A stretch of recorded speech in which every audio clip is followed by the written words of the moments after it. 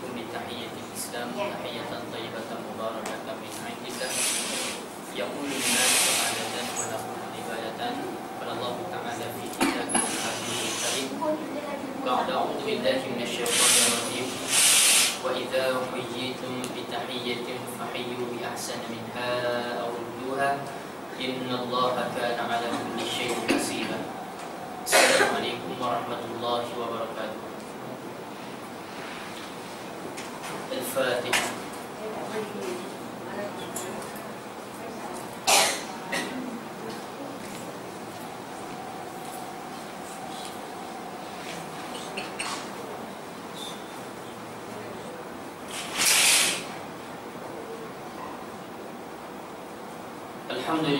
الحمد لله الذي أرسل رسوله بالهدى ودين الحق يظهره على الدين كله وكفى بالله شهيدا.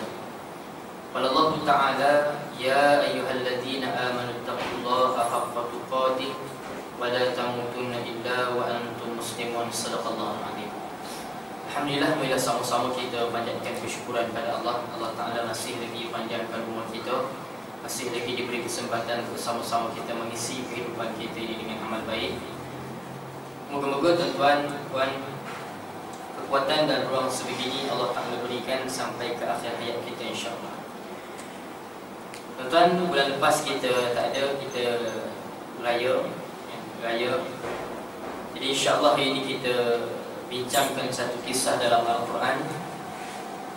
Tuan-tuan, saya nak ambil juga kisah kurban, tapi bukan kisah kurban zaman Nabi Muhammad, bukan kisah kurban zaman Nabi Ibrahim, tetapi saya nak mengajak kita mengambil i'tibar pengajaran di sebalik satu kisah kurban yang berlaku zaman Nabi Adam AS, di mana Allah Subhanahu Wa Taala rakamkan kisah ini dalam surah Al-Maidah.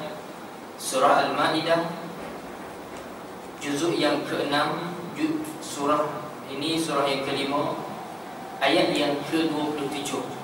Kalau Quran Rasam Osmani, kalau tak silap saya buka surat 112. Surat 112 surah Al-Maidah bermula dengan ayat yang ke-27. Mari sama-sama kita hayati dan mengambil pengajaran di sebaliknya. Firman Allah Subhanahu Wa Taala, A'udzu billahi minasyaitonir rajim. Bismillahirrahmanirrahim.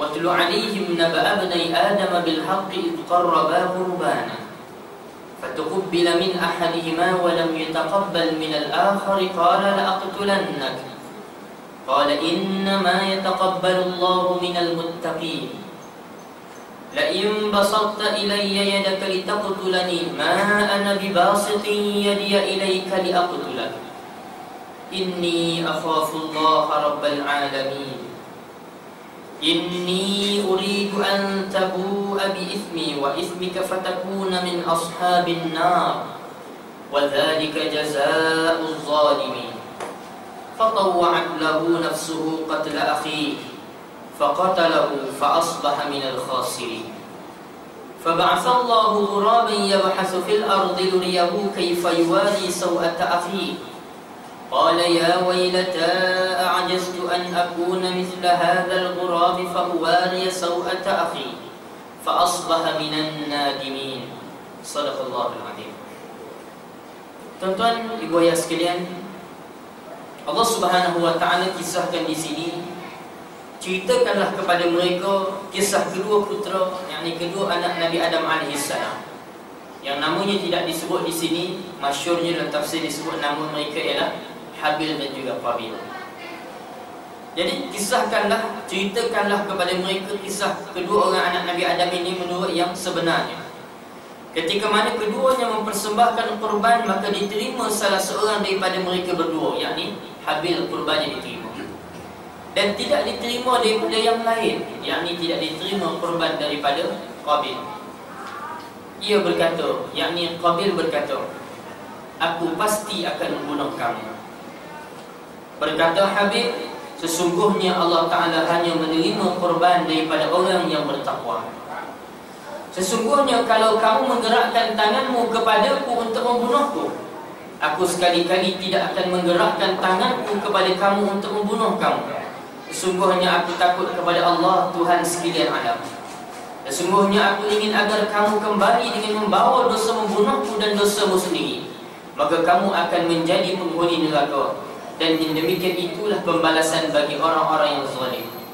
Maka hawa nafsu Qabil menjadikannya menganggap mudah membunuh saudaranya, sebab itu dibunuhnya lah.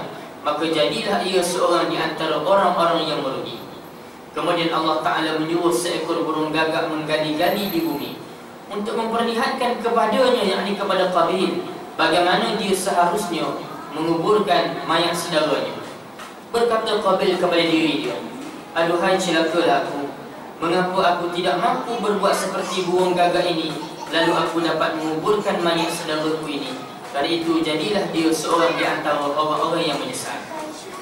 Tuan-tuan dan puan dirahmati Allah Subhanahu wa taala, di antara cerita tentang kedua orang anak Nabi Adam ini, sebagaimana diceritakan oleh ulama sama ada salaf ataupun khalaf, antaranya yang masyhur ialah Allah Subhanahu wa taala telah mensyariatkan Nabi Adam alaihi salam untuk menikahkan, kahwinkan anak-anaknya.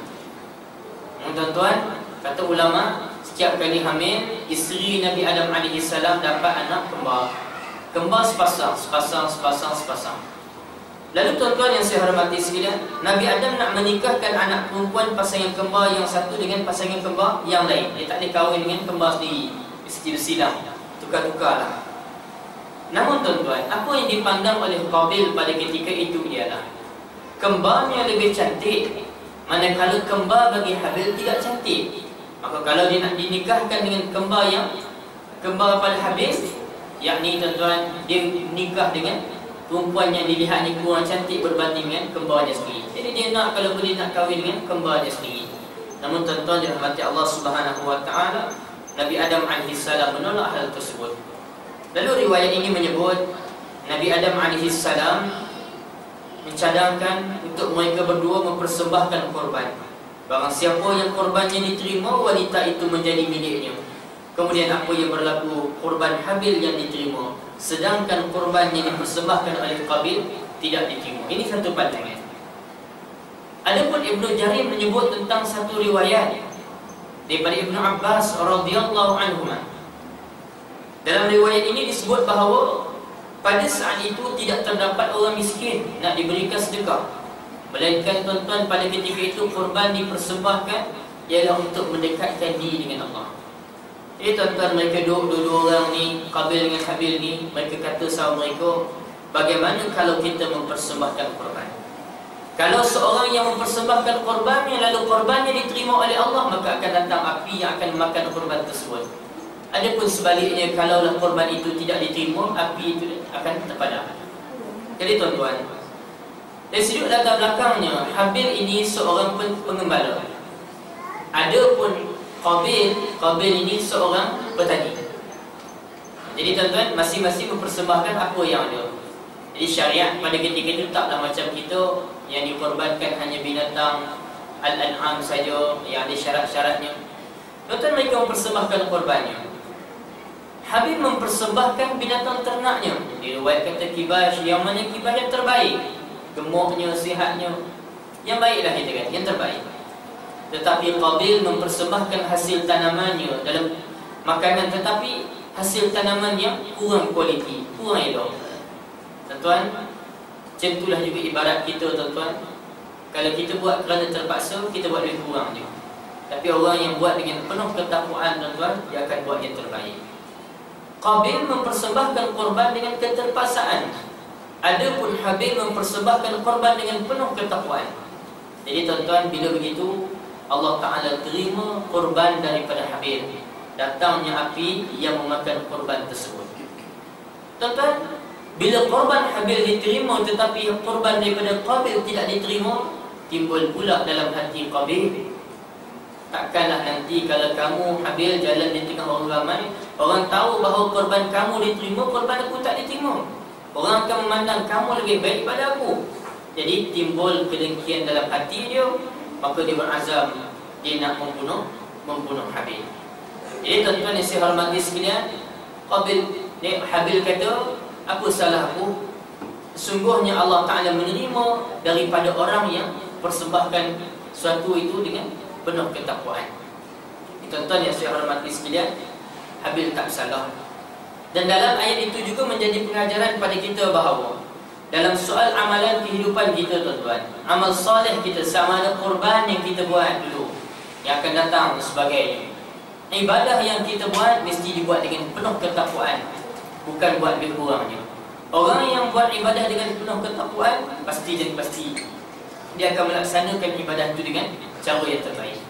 Tapi orang kalau dibuat satu benda itu kerana rasa terpaksa, dia buat lebih kurangnya, asal pahnya. Dia kata asal pah wajib dia kata. Tuan-tuan yang saya hormati sekalian, jadi kalau kita melihat kepada pandangan yang kedua ini yang dibawakan oleh Ibnu Jarir pada riwayat daripada Ibnu Abbas radhiyallahu anhuma, ia tidak kaitkan dengan isu perkahwinan tadi. Tuan-tuan, cuma diceritakan sebagaimana ayat Al-Quran ini terang secara zahirnya. Tuan-tuan yang saya hormati sekalian, kalau kita tengok kepada kisah ini, kenapa boleh timbul dalam hati seorang adik-beradik sampai peringkat nak bunuh adik-beradik sendiri, adik-beradik kandungnya? Tuan-tuan yang saya hormati sekalian, tak lain dan tak bukan ialah kerana satu penyakit yang dipandang kecil oleh kita barangkali, tetapi kesannya sangat besar, iaitu penyakit hasad dengki. Tuan-tuan yang saya hormati sekalian, hasad dengki ini hakikatnya benda yang dahsyat. Makhluk yang pertama menunjukkan sifat hasad dengki ialah iblis. Di saat Allah Subhanahu wa taala memerintahkan Nabi supaya dia menyembah Nabi Adam alaihissalam, sujud pada Nabi Adam, sujud pada Nabi Adam, tapi apa yang berlaku dengan kesombongan, iblis menolaknya. Bahkan tuan-tuan, iblis minta izin pada Allah. Dia berazam bahawa dia akan hasut anak Adam ini sampai kiamat. Hasut supaya apa? Sama-sama geng dengan dia masuk neraka. Tuan-tuan dirahmati Allah Subhanahu wa taala, itu perangai iblis. Adapun manusia yang pertama yang menunjukkan kedengkian sampai peringkat membunuh sama manusia, berlaku pembunuhan yang pertama sama manusia ialah dalam peristiwa Habil dan Qabil ini, di mana Qabil menjadi manusia yang pertama membunuh sama manusia, berpunca daripada perasaan hasad dengki. Adapun perangai orang yang hasad dengki ini, antaranya ialah kita lihat perangai orang Yahudi. Kali kita pernah bincang dulu tentang kisah Nabi Allah Yusuf alaihissalam. Tuan-tuan yang saya hormati sekalian, dalam kisah Nabi Allah Yusuf alaihissalam, awal-awal cerita Nabi Yusuf didengki oleh abang-abang dia. Kata ulama, kalau nak kenal perangai abang-abang, nak kenal perangai orang Yahudi hari ini, tengoklah perangai abang-abang Nabi Yusuf dulu. Antaranya ialah perangai yang mereka ada ialah hasad dengki. Sebab itu dalam ayat yang ke-9 Allah Ta'ala sebut, إِذْ قَالُوا لَيُوسُفُ وَأَخُوهُ أَحَبُّ إِلَىٰ أَبِينَا مِنَّا وَنَحْنُ عُصْبَةٌ إِنَّ أَبَانَا لَفِي ضَلَالٍ مُبِينٍ.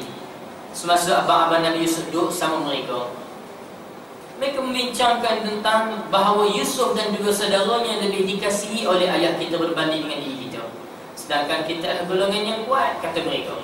Sungguhnya ayah kita berada dalam kekeliruan yang nyata. Sehingga kan ada yang mencadangkan pada ketika itu, uqtulu Yusuf, bunuhlah Yusuf.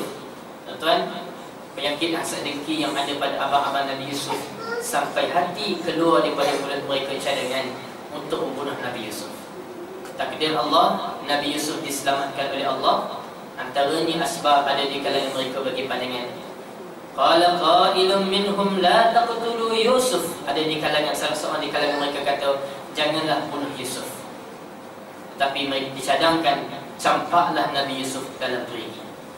Nabi Yusuf dicampak dalam perigi, diambil pakaiannya, diletakkan darah yang palsu, dibawa kepada Nabi Yaqub. Dikatakan kepada Nabi Yaqub bahawa Yusuf telah mati dimakan oleh serigala. Kenapa boleh sampai ke tahap ini? Tak lain dan tak bukan ialah kerana penyakit hasad dengki tadi. Tuan yang saya hormati sekalian, kata Imam Nawawi rahimahullah dalam Riyadhus Salihin, berkaitan dengan siapakah orang yang ada penyakit hasad dengki, iaitu orang yang tuan-tuan tidak rasa gembira kalau saudaranya mendapat sesuatu. Tuan-tuan, itulah antara orang yang ada penyakit hasad dengki. Imam Ghazali tuan-tuan membahagikan ada beberapa jenis hasad dengki. Yang pertama, hasad dengki itu ialah orang yang orang kata tak suka bila melihat saudaranya mendapat satu nikmat. Diinginkan nikmat itu hilang, dan dia amat suka kalau dia yang dapat nikmat tersebut. Dia harap nikmat yang diperoleh oleh saudara itu hilang, dan dia kalau dia dapat nikmat itu, dia suka. Itu yang pertama. Yang kedua, tuan-tuan, dia tak kisah kalau dia tidak mendapat nikmat tersebut, asalkan orang yang mendapat nikmat itu hilang nikmat daripada dia. Dengan arti kata lain, tuan-tuan, aku tak dapat, tak apa, yang penting dia tak dapat juga. Ini jenis satu penyakit hasad dengki juga. Dan yang ketiganya, tuan-tuan, dia tak kisah kalau orang itu tidak hilang nikmat, asalkan nikmat orang itu tidak lebih daripada apa yang dimiliki. Dia tak boleh lebih, dia tak boleh orang lebih pada dia. Ini pun ada penyakit hasad dengki. Tuan-tuan yang saya hormati sekalian, kenapakah hasad dengki ini besar kesannya? Kalau kita melihat apa yang diriwayatkan daripada Abu Hurairah, Nabi Hurairah radhiyallahu anhu, Nabi sallallahu alaihi wasallam qala, daripada Abu Hurairah radhiyallahu anhu, Rasulullah sallallahu alaihi wasallam pernah bersabda, "Iyyakum wal hasad, fa innal hasada ya'kulul hasanat kama ta'kulun narul hatab." Nabi pernah bersabda, jauhilah kamu daripada hasad dengki, kerana hasad dengki itu boleh memakan kebaikan-kebaikan, sebagaimana api yang memakan kayu api. Tuan-tuan, dahsyatnya hasad dengki ini, dia boleh memakan kebaikan-kebaikan. Macam api makan kayu api. Tuan-tuan, api kalau jumpa makanan dia, payah nak berhenti. Buktinya apa? Jerbu hari ni. Berapa lama dah, tuan-tuan? Api, punca pada api. Tuan-tuan, bayangkan amalan-amalan kebaikan yang pernah kita buat boleh rosak berpunca daripada hasad dengki. Tuan-tuan yang saya hormati sekalian, bahayanya hasad dengki antara lain ialah hasad dengki boleh menyebabkan kita terjebak dengan satu dosa, melangkah satu dosa, melangkah satu dosa yang lain. Tuan-tuan yang saya hormati sekalian, daripada hasad dengki ini timbul sangka buruk, zon, su'zon. Daripada sangka buruk kadang-kadang sebar pula fitnah, berita palsu. Daripada itu, tuan-tuan, ada orang buat menyakiti orang lain, membunuh dan sebagainya. Satu ketika, tuan-tuan, Rasulullah SAW pernah bertanya kepada para sahabat, tahukah kamu siapakah orang muflis? Jawab sahabat, orang yang muflis pada sisi kami, orang yang tidak ada dirham, tidak ada harta, tidak ada dirham. Nabi menjelaskan, tuan-tuan, mafhumnya. Nabi menyatakan bahawa orang yang muflis di kalangan umatku ialah orang yang datang pada hari akhirat dengan pahala solatnya, puasanya, zakatnya, tetapi apa yang berlaku, tuan-tuan, berpunca daripada dosa sesama manusia. Lepas tu jangan pandang kecil dosa sesama manusia. Dosanya mencaci orang, fitnah orang, menyakiti orang, makan harta orang dengan batil, makan membunuh dan sebagainya. Tuan-tuan, dosa-dosa ini melibatkan dosa sesama manusia. Apa yang berlaku pada hari akhirat, orang tadi datang dengan bawa pahala-pahala amal tadi, tetapi apa yang berlaku, tiba-tiba pahala-pahala tadi terpaksa diberikan kepada orang yang dia pernah zalimi. Sehingga kan, kalaulah pahala itu telah habis tetapi hutangnya belum selesai, tak pasal-pasal pula dia terpaksa tanggung dosa orang yang dia pernah zalimi itu. Sehingga yang paling dahsyat akhirnya dicampak dalam neraka Allah. Na'udzubillah min dzalik. Sebab itu, tuan-tuan, jangan pandang kecil kepada dosa-dosa. Macam hasad dengki tadi, barangkali kita pandang kecil, tetapi benda yang boleh binasakan kita.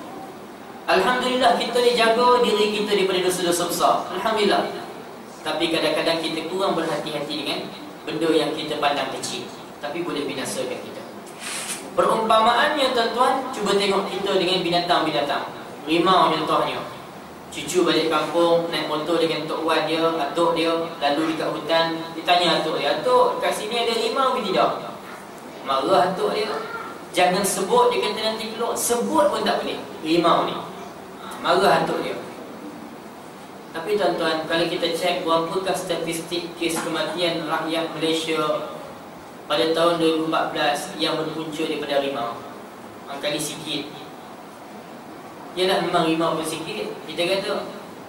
Dan kita pun sangat berhati-hati dengan rimau ni, kita jauhi rimau ni. Tapi kalau kita tanya berapa pula statistik kes kematian berpunca daripada nyamuk, maka ni banyak kes-kes denggi dan sebagainya yang kita pandang kecil tetapi boleh binasakan kita. Itu juga perumpamaan tentang dosa-dosa. Ada benda yang kita pandang kecil tapi boleh binasakan kita. Walaupun kadang-kadang diri kita dah berhati-hati dah dengan dosa-dosa besar, tak bunuh orang, tak zina, tak minum arak, tak minum judi dan sebagainya. Tapi ada benda yang hakikatnya besar kesannya. Ibu ayah sekalian, hasad dengki ni, orang yang hasad dengki besar kesan pada diri dia. Begitulah sebaliknya, orang yang boleh jaga diri daripada sifat hasad dengki juga besar kelebihannya di sisi Allah. Tuan-tuan, antara ciri-ciri sahabat-sahabat Ansar, orang Madinah ni, Allah Ta'ala sebut dalam surah Al-Hashr ayat yang ke-9. Al-Hashr ayat yang ke-9, juzuk 28. وَالَّذِينَ تَبَوَّأُوا الدَّارَ وَالْإِيمَانَ مِنْ قَبْلِهِمْ. Gambarannya tuan-tuan, ada di kalangan orang Ansar ni telah beriman sebelum Nabi dengan sahabat hijrah ke tempat mereka. Mereka dah beriman sebelum tu. Antaranya kesan perjanjian Aqabah, dihantarnya Mus'ab bin Umair tentang sebarkan dakwah sebelum Nabi sampai. Ada kesan. Apakah sifat mereka kepada orang Muhajirin? Yang pertama, yuhibbuna man hajara ilaihim. Mereka mengasihi orang yang berhijrah ke tempat mereka. Yang keduanya, wala yajiduna fi sudurihim hajatan mimma utu. Dalam hati mereka tidak ada perasaan menginginkan apa yang Allah Ta'ala anugerahkan kepada saudara Muhajirin mereka. Yang ketiganya, wa yusiruna ala anfusihim walau kana bihim khasasah. Mereka utamakan saudara mereka daripada Muhajirin, daripada diri mereka sendiri, walaupun saat itu mereka memerlukan. Yuqashuha nafsihi fa ulaika humul muflihun. Siapa yang boleh jaga diri dia daripada sifat bakhil, itu antara orang yang berjaya. Tuan-tuan, yang saya nak fokuskan ialah dalam ayat tadi, satu potongan Allah Ta'ala sebut wala yajiduna fi sudurihim hajatan mimma utu. Dalam hati mereka tidak ada perasaan inginkan apa yang Allah Ta'ala anugerahkan kepada saudara mereka Muhajirin. Ulama tafsir menyebut bahawa yakni tidak ada perasaan dengki di atas apa yang Allah Ta'ala anugerahkan kepada Muhajirin. Antara kelebihan orang Muhajirin, tuan-tuan, Allah Ta'ala utamakan mereka. Dari sudut Allah Ta'ala sebut Muhajirin dulu. Dalam surah At-Taubah misalnya, Allah Ta'ala sebut was-sabiquna al-awwaluna minal muhajirin wal ansar, ila akhir ayat. Muhajirin dulu baru Ansar. Ayat yang lain surah At-Taubah, laqad taballahu 'alan nabiyyi wal muhajirin wal ansar, disebut Muhajirin dulu baru Ansar. Dan Allah Ta'ala, kalau Allah Ta'ala sebut dahulukan satu benda itu, ada sebab-sebab. Dalam lagu Ma'al Hijrah kita pun, kaum Muhajirin dan Ansar bersatu. Disebut Muhajirin. Ada kelebihan mereka. Harta kelebihan itu pun tidak didengki oleh sahabat-sahabat Ansar. Dalam menafsirkan bahawa orang Ansar ini tidak dengki, dibawakan satu kisah. Diriwayatkan oleh Anas radhiyallahu anhu, satu ketika Nabi berada bersama dengan para sahabat. Nabi sebut mafhumnya akan masuk pada kamu seorang penghuni syurga. Sahabat bertunggu siapa yang dimaksudkan oleh Nabi. Tiba-tiba ada seorang Ansar masuk dalam keadaan janggutnya masih basah lagi kerana wudu. Masuk. Esoknya total lepas-lepas itu pun Nabi sebut akan masuk pada kaum penghuni syurga, masuk orang yang sama. Sampai 3 kali Nabi sebut masuk orang yang sama. Bila begitu tuan-tuan, seorang sahabat Nabi namanya Abdullah bin Amr bin As. Abdullah bin Amr bin As, tuan-tuan, dia rasa macam nak cari apa rahsia orang ini sampai Nabi sebut dia ahli syurga sampai 3 kali. Dia jumpa sahabat Ansar ini, dia pun bagi tahu, aku ada masalah dengan ayahmu. Aku berjanji takkan balik rumah 3 hari. Boleh tak aku nak menumpang rumah kamu? Sahabat Ansar tadi izinkan.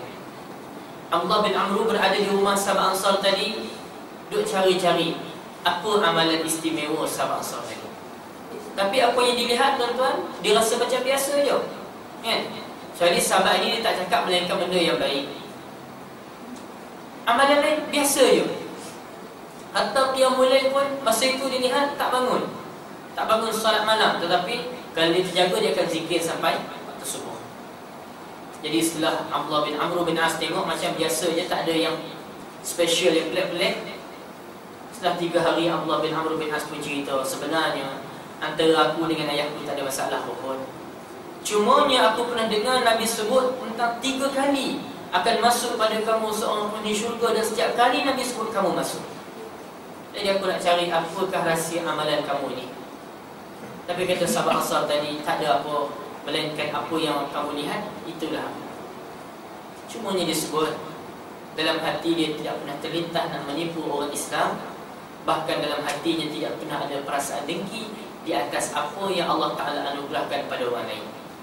Dan Tuhan kata Abdullah bin Amr bin As, inilah yang meletakkan kamu pada kedudukan demikian. Tuan, besarnya kelebihan orang yang tidak ada hasad dengki. Tuan dirahmati Allah Subhanahu Wa Ta'ala, orang nak buat hasad dengki ni macam-macam cara, macam-macam tempat, macam-macam masuk. Sebab itu kita minta perlindungan daripada Allah. Hatta dalam surah Al-Falaq yang kita baca itu, wa min syarri hasidin idza hasad, daripada kejahatan orang yang berhasad dengki semasa dia buat kerja-kerja hasad dengki. Kita minta perlindungan daripada Allah. Tuan-tuan yang saya hormati sekalian, hasad dengki menjadi punca Qabil ingin membunuh Habil, walaupun Habil itu adalah saudara kandungnya sendiri. Kita sambung dalam kisah tadi. La in basarta ilayya yadaka litaqtulani ma ana bibasitin yadiya ilayka liaqtulak. Sesungguhnya kamu, kalau kamu menggerakkan tanganmu kepadaku untuk bunuh aku, kata Habil, aku sekali-kali tidak akan menggerakkan tangan aku untuk bunuh kamu. Tuan-tuan yang saya hormati sekalian, dengan arti kata lain, Habil kata aku tak akan balas kerja jahat kamu dengan kerja jahat yang serupa, keburuk yang serupa. Kenapa? Inni akhafullah rabbal alamin. Sungguhnya aku takutkan Allah, Tuhan sekalian alam. Kata Abdullah bin Amr bin As, sesungguhnya Habil lah yang lebih kuat di antara kedua orang ini. Dia yang paling kuat, Habil ni, dia lebih kuat. Tetapi kerana waraknya, maka dia tidak mahu membuat kejahatan atau membalas kejahatan dengan kejahatan yang serupa. Tuan-tuan, ada satu hadis Rasulullah sallallahu alaihi wasallam pernah bersabda, "Idza tawajahal muslimani bi sayfayhima fal qatil wal maqtul fin nar." Nabi kata, kalau ada dua orang Islam yang saling berhadapan dengan pedang masing-masing, dua-dua saling nak bunuh antara satu sama lain, Nabi kata, orang yang membunuh dan yang dibunuh dua-dua masuk neraka. Kita rasa pelik. Bukan kita je pelik, sahabat pun rasa pelik. Qalu, sahabat kata, ya Rasulullah, wahai Rasulullah, hadzal qatil fama balul maqtul. Bahasa mudah kita, wahai Rasulullah, kalau yang membunuh itu masuk neraka, patutlah dia. Tapi kenapa yang dibunuh masuk neraka juga? Qala, Nabi jawab, innahu kana harisan ala qatli sahibihi. Kata Nabi, kerana ia juga berkeinginan keras untuk membunuh lawannya itu. Sebab dua-dua memang dua-dua nak bunuh antara satu sama lain. Cuma yang dibunuh tu mungkin kurang nasib baik sikit, jadi dia mati. Tapi dia kesungguhan memang dua-dua niat nak bunuh antara satu sama lain. Ini bezalah dengan kita pertahankan diri bunuh tak sekali, itu cerita lain. Tapi ini cerita bab bunuh sesama Muslim. Tuan-tuan yang saya hormati sekalian, setelah mana Habil berkata demikian, Habil memberi peringatan kepada Qabil, inni uridu an tabu'a bi ismi wa ismika fatakuna min ashabin nar wa dhalika jazaa'uz zalimin. Sesungguhnya aku ingin agar kamu kembali dengan bawa dosa bunuhku dan dosamu sendiri, maka kamu akan menjadi penghuni neraka, dan yang demikian itulah pembalasan bagi orang-orang yang zalim. Tuan-tuan, kenapa Habil sebut benda-benda demikian? Sebagai peringatan. Habil nak ingatkan Qabil, kalau dia buat benda ini, akibatnya boleh menyebabkan dia masuk dalam neraka. Tetapi apa yang berlaku, tuan-tuan, ibu yang sekalian, peringatan itu tidak diendahkan. Fatawwa'at lahu nafsuhu qatla akhi faqatalahu fa asbaha minal khasirin. maka hawa nafsu Qabil menjadikannya menganggap mudah membunuh saudaranya. Sebab itu ia pun membunuhnya, sehingga jadilah ia seorang di antara orang-orang Yahudi. Tuan, hawa nafsu dia, emosi dia tak boleh kontrol, sehingga akhirnya berlaku juga pembunuhan terhadap saudara kandungnya sendiri. Maka inilah pembunuhan sama manusia kali yang pertama, sebagaimana digambarkan oleh Rasulullah SAW dalam hadis baginda. Setelah matinya Habib, apa yang berlaku? Fab'atsallahu ghuraban yamhasu fil ardi luriyahu kaifa yuwari sawata akhi. Kemudian Allah Ta'ala suruh seekor burung gagak menggali-gali di bumi untuk memperlihatkan kepada Qabil bagaimana dia sepatutnya kuburkan mayat saudaranya. Qala ya waylata a'jaztu an akuna mithla hadzal ghurab fa uwari sawata akhi fa asbaha minan nadimin. Qabil kata, celakalah aku, mengapa aku tidak mampu berbuat seperti burung gagak ini. Lalu aku dapat menguburkan mayat saudaraku ini. Kerana itu jadilah ia seorang di antara orang-orang yang menyesal. Tuan, pada ketika itu Allah Subhanahu Wa Taala arahkan seekor burung gagak menjadi contoh tauladan macam manakah caranya kebumikan jenazah. Maksudnya tuan-tuan, seburuk-buruk burung gagak yang kita jumpa tepi jalan, seburuk-buruk sekotor-kotor gagak yang makan bangkai itu, segeram-geram kita pada gagak yang mengotorkan kenderaan kita bila kita pergi pasar malam contohnya. Gagak bertembak atas pokok habis kenderaan kita. Seburuk-buruk gagak ini, rupa-rupanya dalam sejarah gagak pernah menjadi guru pengurusan jenazah bagi manusia.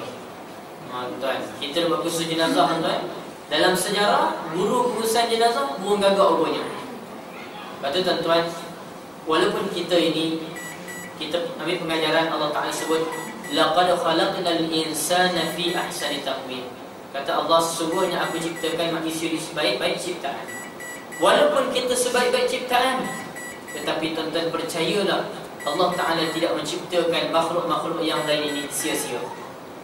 Sebab itu kadang-kadang kita walaupun manusia, kita boleh berguru dengan alam. Kadang-kadang kita belajar daripada alam. Tengok burung gagak tadi, kita balik rumah tengok semut dekat rumah kita, oh rupa-rupanya belajar adab, macam mana akhlak sesama manusia. Bagus semut kita tengok sama-sama dia, macam bersalam bila jumpa sama-sama dia. Kadang-kadang kita menjadi orang yang putus asa, cepat putus asa dalam perniagaan, dalam urusan hidup kita dan sebagainya.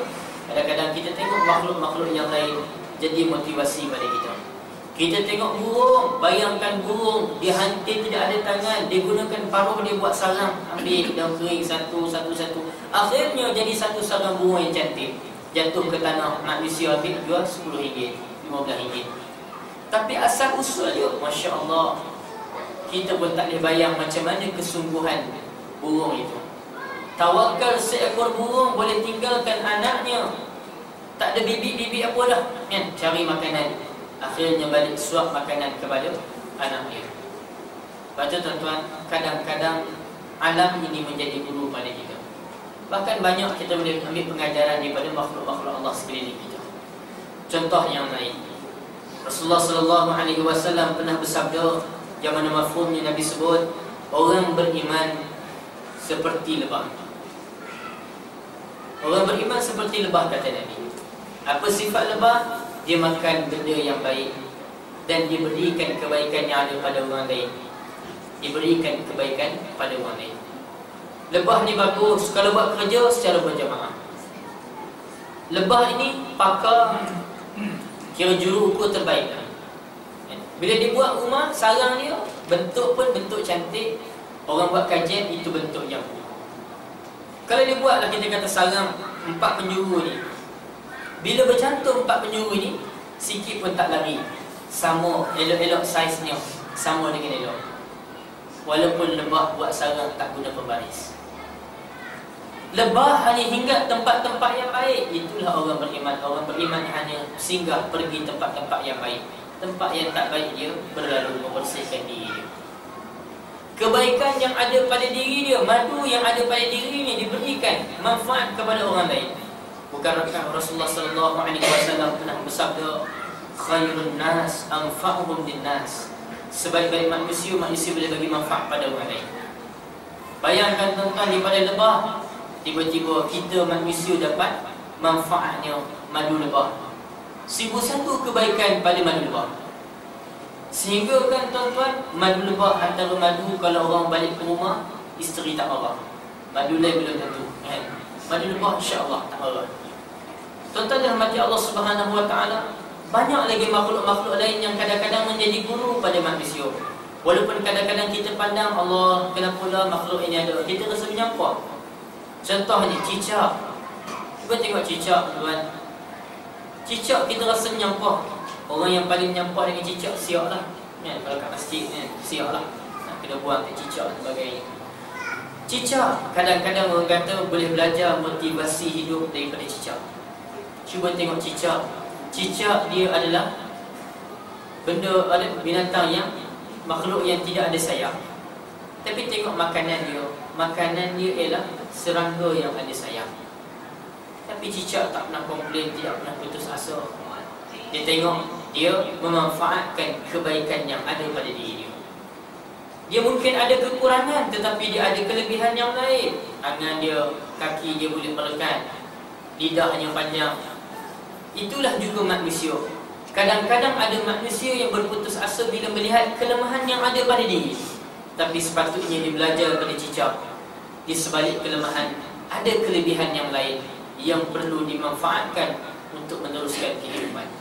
Maka tuan-tuan yang saya hormati sekalian, kadang-kadang makhluk-makhluk Allah yang lain ini menjadi guru kepada kehidupan kita. Kembali dalam kisah Qabil dan Habil tadi, apa yang berlaku ialah burung gagak telah menjadi guru bagaimana menguruskan jenazah pada ketika itu. Tuan-tuan yang saya hormati sekalian, kita simpulkan daripada apa yang kita bincangkan tadi, yang pertama, amalan yang Allah Ta'ala terima adalah amalan yang dilakukan dengan penuh ketakwaan. Kemudiannya tuan-tuan, berhati-hati dengan penyakit hasad dengki. Nampak kecil tetapi kesannya begitu besar. Dan orang yang boleh menjaga dirinya daripada hasad dengki juga besar kelebihannya di sisi Allah Subhanahu Wa Taala. Pengajaran yang lain, kadang-kadang tidak semestinya keburukan yang orang buat pada kita, kita mesti balas dengan keburukan yang sama. Tetapi kita memilih jalan ibadur rahman. Wa idza khatabahumul jahiluna qalu salama. Ibadur rahman, apabila orang yang jahil caci maki hamun mereka, mereka tidak balas dengan benda yang sama, mereka balas dengan perkataan yang sejahtera. Pengajaran yang lain, dalam kehidupan kita perlu ada orang yang ingat memperingati. Sebagaimana Habil memperingatkan Qabil tentang azab api neraka Allah kalau dia membunuh Habil pada ketika itu. Namun tuan-tuan, kita juga kena percaya hidayah itu milik Allah. Kita hanya menyampaikan, hakikatnya hidayah itu adalah milik Allah, walaupun dengan orang yang kita sayangi.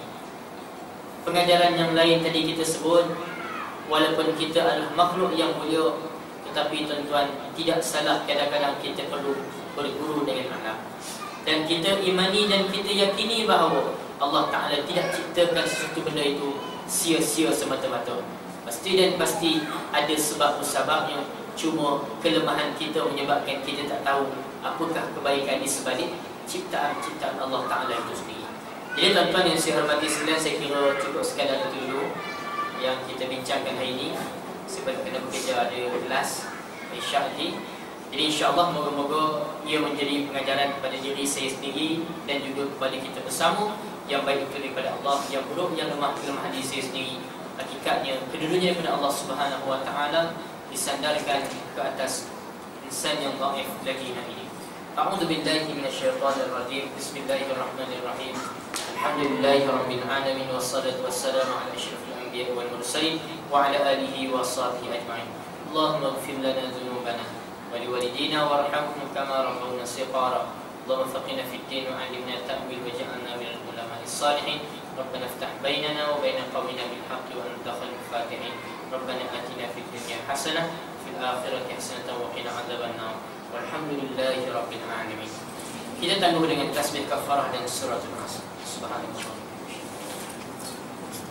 Subhanallah. Subhanallah. Bismillahirrahmanirrahim.